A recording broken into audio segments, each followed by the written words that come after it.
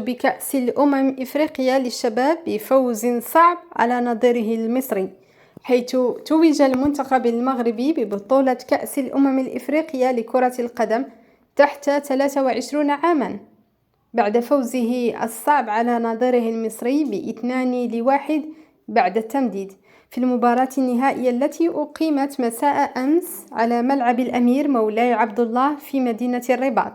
وكان المنتخب المصري المبادر إلى افتتاح التسجيل في الدقيقة 7 بتسديدة رائعة من اللاعب محمد صابر فاجأت الحارس المغربي علاء بالعلوش، ولكن اللاعب نفسه تلقى بطاقة حمراء في الدقيقة 18 بسبب تدخله الخشن ضد نجم المنتخب المغربي ونادي برشلونة الإسباني عبد الصمد الزلزولي، إذ لجأ الحكم الكيني بيتر باولينر إلى تقنية الفار لحسم القرار.